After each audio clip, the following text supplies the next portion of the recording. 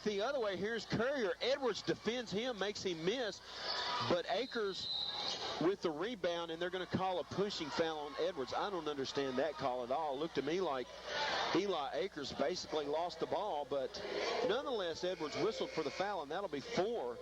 So before he can get to the bench, he draws his 4th, and the 4th on Lebanon. Things are happening too fast for everybody there. Everybody's shooting layups. We're making ours, and they're missing theirs, which is good. But that's all it was right there for about 2 minutes. Back and forth, back and forth. Last 34 seconds of the third. Short baseline jumper that time. Boy, he's good from two-point land as well. Judah Akers strikes to cut it back down to 14. Here's McCarver. Up ahead to McCathern all alone. Wow. And the whirling layup. I mean, he could have slammed that one if he wanted to, but he didn't showboat. Right. Great vision by O'Keefe McCarver there to see him wide open. Oh, and they got a 2-on-1. There's Tate, and he runs plumb over a defender, and they are going to call a charge, and they should. McCarver with great body position that time. Thought he might be too far up underneath the basket, so the 4th team foul on Tate. Wow, Jet is having to furiously keep up with these numbers, folks. This pace is unbelievable. Jet Thompson doing a great job on stats tonight. Trust me, this is very difficult to watch and write at the same time. Johnson, inside 3, jumper no good. Ran down the rebound, was Logue, but his shot will not count. Didn't go anyway. So at the end of 3, Coach, what a ball game. Lebanon 63, Cookeville 47. After a 30-second timeout, we'll be back. This is Blue Devil basketball on 98.9 AM 1490.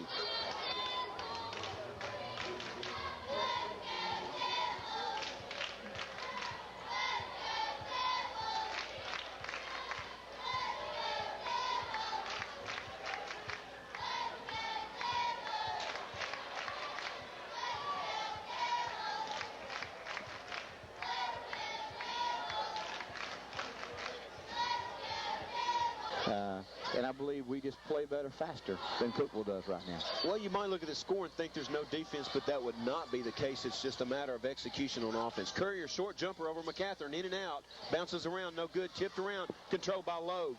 Or make that Johnson, excuse me. Boy, a pretty pass to Logue down low. He's got 2 in the air. Short jumper, no good. Johnson fights for it. And Logue comes out of there with it. He's going to shoot. Put it in and out. There's Berger, backside rebound. His shot does fall. To go down. So offensive board work galore for the Blue Devils, and they're able to put it back up and in and actually stretch the lead to 18 at 65-47. Here's Mitchell Hill in the backcourt on McCarver into the front court, gets by him, stops at the free throw line, down low to Tate, knocked away by Johnson, and taken away by Akers, and then taken back away by Johnson. So it's nonstop here, and they're going to call a charge. It looks like, wow, Judah Akers had him set up from the get-go, and hopefully Alex Johnson's okay. Caught him from the blind side there and set him up. You know, Coach, you can almost make a case you've got to let a defensive player land. I think he might have moved under him just a little bit, but nonetheless, the foul is the 4th on, 5th on Lebanon, 2nd on Johnson. Hill works his way around, middle of the lane, kicks out to, well, no, he doesn't. It's taken away by Logue. Great steal by Terrence Logue. Judah Akers expecting the pass. Here's McCarver the other way. Shimmy Shammy takes it to the hole and is fouled. The shot does not count, but that was a tremendous weave job, if you will, through traffic to get down there and draw the foul. That evens the team fouls up at 5 apiece. 3rd foul on Eli Akers, by the way, which could prove important. Inbounds to McCathern. Oh, my goodness, Courier did not go for any ball fake because McCathern didn't make one. Blocks the shot. Oh, my goodness. Akers a long 3. He finally missed. Unbelievable. That one was through NBA 3 as well. Judah Akers has been their 3-point threat tonight, but not able to convert that one. Yes, he puts them up so quick from outside. Quick release. But he has great range. Well, the ball's out of bounds. It'll go back to Cookeville. Here's Akers. The other Akers feeds to Courier, back to Akers on the baseline. Double teamed and throws it off of McCathern. And looking over to that Cookeville bench, boy, and Cookeville's coach is not happy. I don't have his name with me. Kevin, I can't remember it by memory. Kevin Bray. Kevin Bray, thank you. Boy, Coach, you're a lifesaver. Inbounds that time as Tate got the pass, and I believe they're going to call a Lebanon foul. We'll have to wait and see. Called on Connor. Wow, Burger Connor picked up his first foul of the ball game. That's unbelievable in and of itself. 16 foul on Lebanon from this point forward. Cookeville in the bonus. Hill works across. He's got a little quickness. He and McCarver, that's a good matchup out front. Kicks right wing over to Eli Akers. Out front to Judah. And he's set to pop at any moment. Far side, there's Hill. Back out to Eli. To Courier, he walked again. No call. My goodness. And that one, Alex Johnson went up and got it and bounced it to show you how high he got up. You're not going to believe this, folks. Levon Tate is 6'3". Alex Johnson bounced it off the top of his head. So that'll tell you elevation. Ball over to Lebanon. Here's McCarver into the front court. He's going to penetrate, take it to the hole off the glass and good. Strictly a one-man show on that play and drove the defense batty and drove the lane. Akers kicks it over to Hill, and they'll set it back up. Lebanon up 20, 67-47, under 6 minutes to go. 5:48 and counting. There's Akers down low to Courier. Courier is going to run over McCatherine. They're going to call McCatherine for the block. I don't know about that. That's a little goofy right there. That one. Yeah. That one was kind of a no call, if you want the truth. Yeah, kind of an awkward play. He got caught in the middle there and tried to get position, and First will try to take the charge, and I agree with you. A no call. Didn't look real pretty, did it? And and my halftime guest is standing somewhere in the crowd, beaming with pride as his son Luke Sampson gets into the ball game, and he'll man the right side of the lane on this free throw attempt by Courier. Luke Sampson into the game for the first time tonight. Courier at the line. Boy, I tell you, Cookeville really needs these free throws to have any shot.